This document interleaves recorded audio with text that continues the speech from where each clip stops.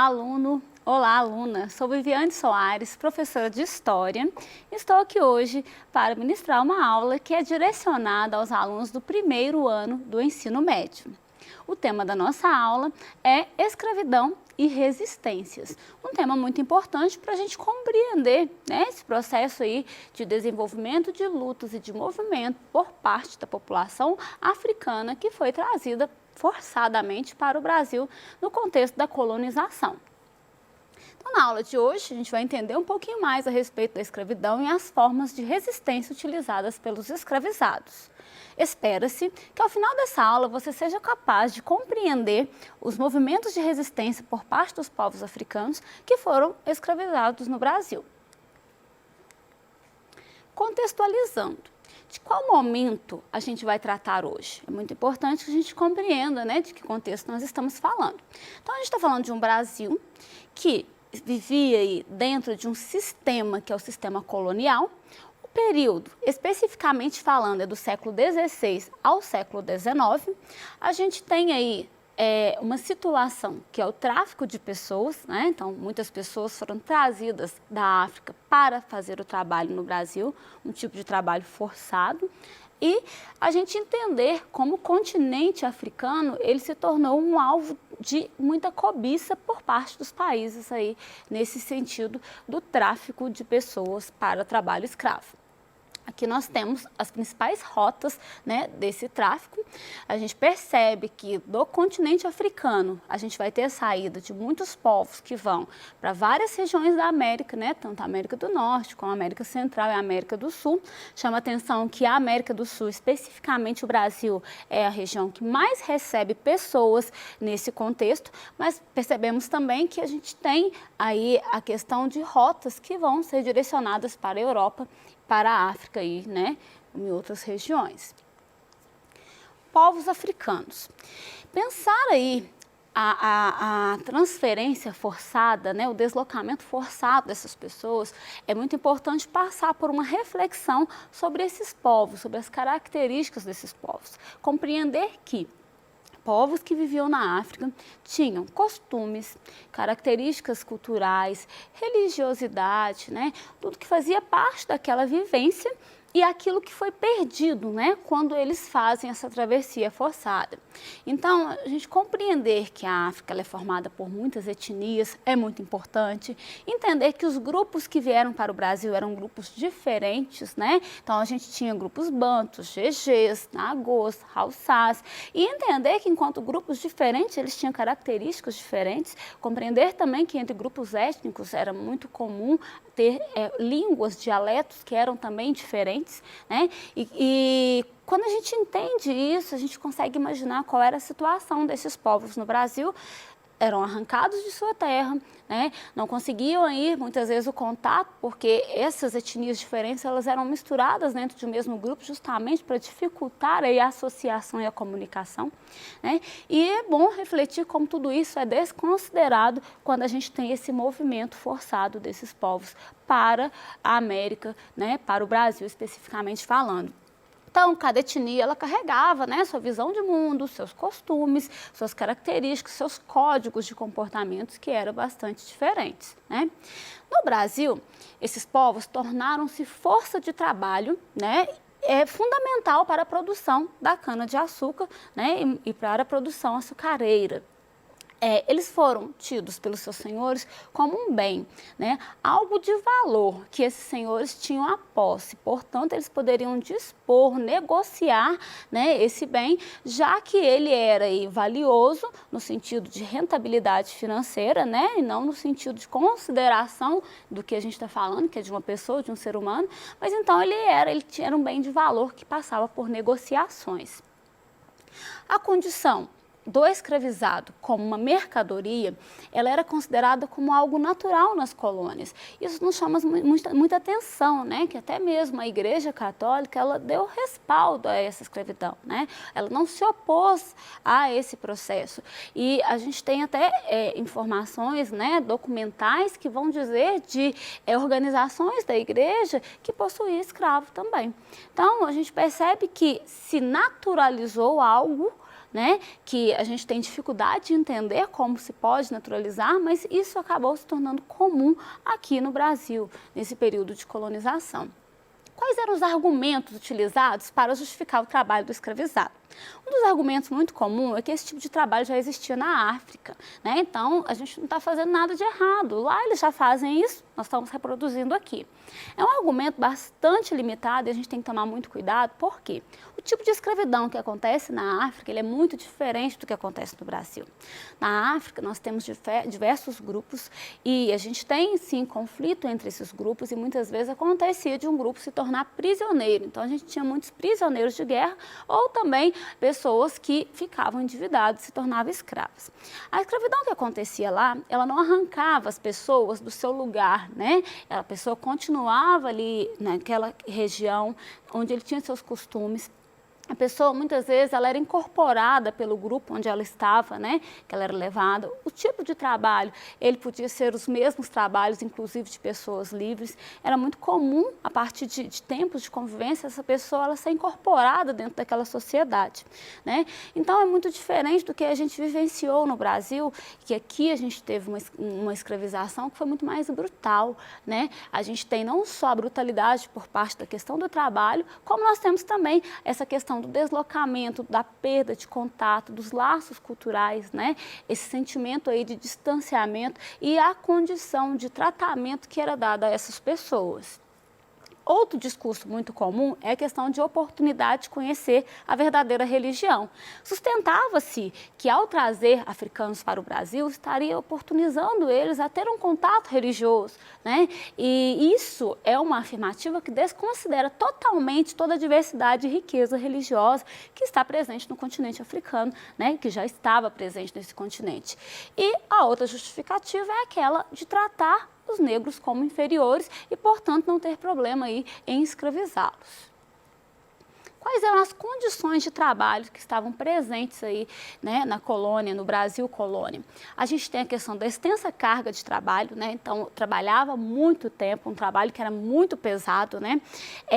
Para que mantivessem aí a disciplina, vamos dizer assim. Nós tínhamos utilização de vários instrumentos, né, de violência e de tortura para com os escravizados, né?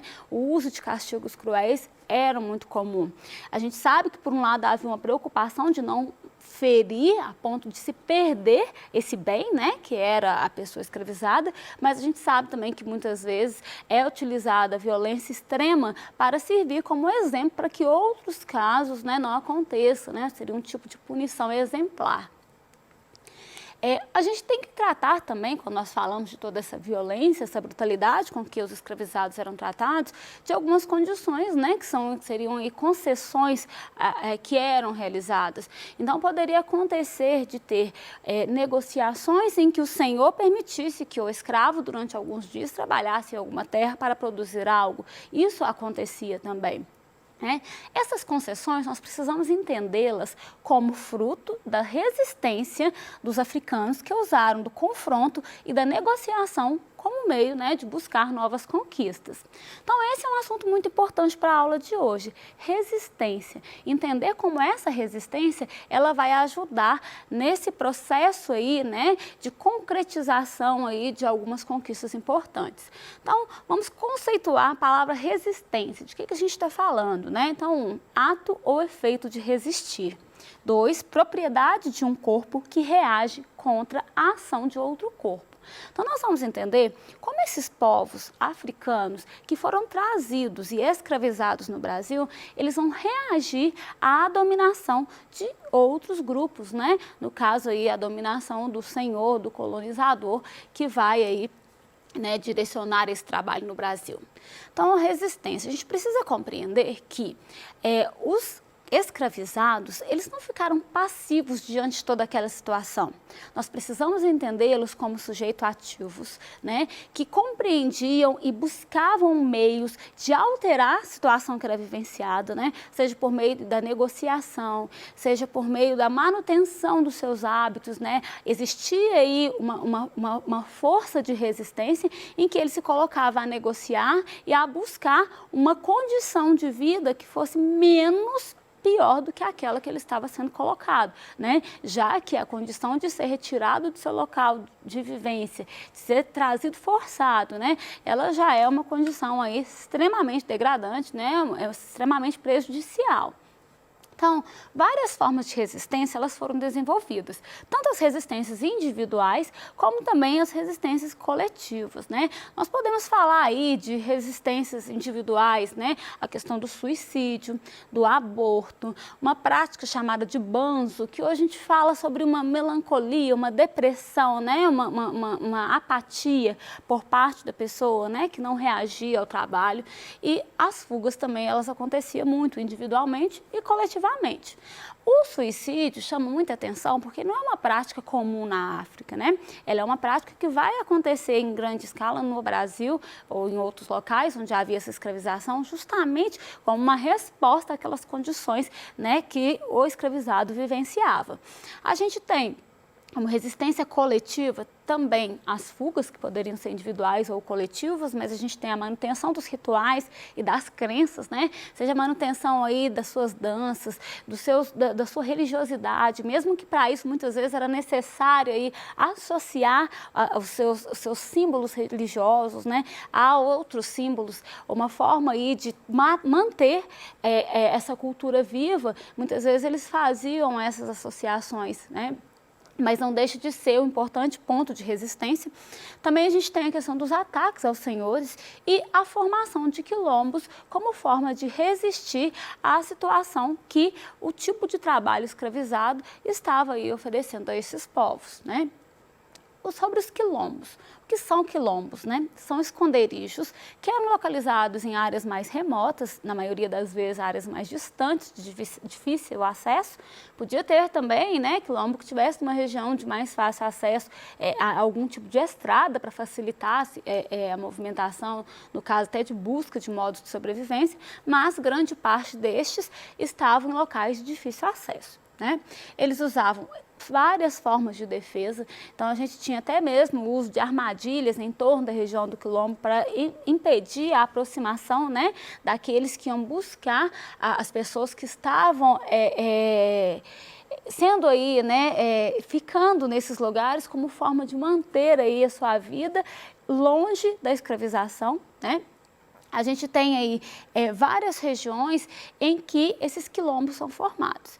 Então, muitas pessoas iam para essas regiões buscando o melhor modo de viver. A gente pode falar tanto de escravizados que fugiam desse trabalho, a gente pode falar de alforriados, né, pessoas mestiços, mais pobres, pessoas que buscavam um modo de vida, né, que o integrasse e que lhe desse uma condição, né, mais digna, né, e no caso dos fugitivos era uma forma de sair daquele trabalho compulsório, obrigatório e daquelas situações de violência que eles vivenciavam. Um dos quilombos mais importantes que nós temos na história é o chamado Quilombo dos Palmares, né? Ele foi formado no século XVII. Foi um quilombo que ele cresceu muito, ele chegou a ter uma população muito grande. Ele estava no estado do Alagoas, e um importante líder da história desse quilombo é o Zumbi. O Zumbi foi responsável por várias investidas, né, contra aí a tentativa de dominação desses povos. Então, a gente tem muitos movimentos em que nós tínhamos a tentativa de recapturar esses povos escravizados que haviam fugido e é uma resistência muito forte que era organizada pelos membros dos quilombos e destaca-se aí a figura do Zumbi, né, que chegou a resistir a algumas das expedições que eram muito fortes, né, nesse período aí de tentativa de dominação. Então, várias expedições foram derrotadas por esse movimento e a luta do Zumbi ela durou cerca de 14 anos, até que ele foi capturado, né, e ele foi morto e foi exposto para servir mais uma vez de uma punição exemplar. A data de morte do Zumbi dos Palmares ela é hoje um marco importante para o Dia da Consciência Negra no Brasil, né, que é um dia aí que é importante para a gente celebrar, repensar a condição aí do afrodescendente, né, do afro-brasileiro, mas a gente precisa compreender também que ele é um dia importante, mas dentro de todos os outros dias que a gente precisa tratar a respeito do assunto, né? Que não podemos destinar apenas um dia, mas entender que há uma referência muito forte aí à questão da morte do Zumbi dos Palmares com relação a esse dia. E chamo a atenção aqui para o Quilombo dos Arturos, que está presente em Contagem, né? Muito próximo de nós, mineiros, vamos dizer assim, para a gente poder compreender um pouco mais dessa história. Ele é um quilombo que ele foi formado aí, né, por remanescentes. O seu fundador, né, a pessoa que deu origem a essa comunidade veio da Angola, né, e aí seus descendentes eles vão dar continuidade. Ele é considerado um dos quilombos mais originais que a gente tem, porque eles guardam suas características, seus ritos, várias comemorações acontecem ao longo do ano, tudo uma referência ao resgate e à valorização e ao fortalecimento desses traços culturais importantes, né, que foram herdados aí da África e dos seus descendentes que aqui estavam, né, estiveram e permanecem no Brasil. Vamos testar nosso conhecimento a respeito do assunto de hoje? Olha, a identidade negra não surge da tomada de consciência de uma diferença de pigmentação ou de uma diferença biológica entre populações negras e brancas, ou negras e amarelas. Ela resulta de um longo processo histórico que começa com o descobrimento, no século XV, do continente africano e de seus habitantes pelos navegadores portugueses. Descobrimento esse que abriu o caminho às relações mercantilistas com a África, ao tráfico negreiro, à escravidão e, enfim, à colonização do continente africano e de seus povos. Com relação ao assunto tratado no texto acima, é correto afirmar que, letra A colonização da África pelos europeus foi simultânea ao descobrimento desse continente.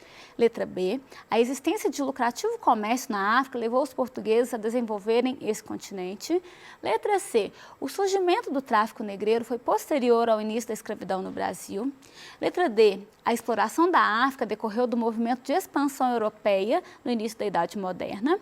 Letra E, a colonização da África antecedeu as relações comerciais entre esse continente e a Europa. Vamos revelar aqui, né, a questão aí, a resposta é a letra D, a exploração da África decorreu do movimento de expansão europeia do início da Idade Moderna, né? Então essa expansão, ela se dá no continente africano, inicialmente, né, e depois a gente tem a chegada à América, e acaba que nós temos muitas relações comerciais que vão aí contribuir para que esse processo aí de escravização de pessoas vindas da África, ele se consolidasse, né, no Brasil e na Europa como um todo, né, com a África. A ideia aqui agora é que nós possamos fazer um mapa conceitual de tudo que foi tratado hoje, né, a respeito da escravidão e principalmente a respeito da resistência à escravização de pessoas. Então, nesse mapa a gente tem como eixo central aí a questão da escravização e dessa resistência, e você pode ir elencando algumas outras características que são importantes a respeito da aula de hoje. Os mapas conceituais, eles ajudam muito nos estudos, é uma maneira de consolidar tudo aquilo que foi visto. Então, eu trouxe aqui algumas ideias para esse mapa, né? Eu espero que você faça o seu com aquilo que é importante, aquilo que te leva a relembrar o assunto que foi tratado. Aqui eu falo sobre as formas de escravidão, né? As formas de resistência à escravização, como as formas coletivas, que a gente pode citar, né? Fugas e rituais, formas individuais, você ter aborto e suicídio, mas você pode colocar mais características que julgar importante. Fique ligado, na próxima aula nós traremos outros assuntos para trabalhar juntos, para rever e estudar juntos aí, tá? Até lá!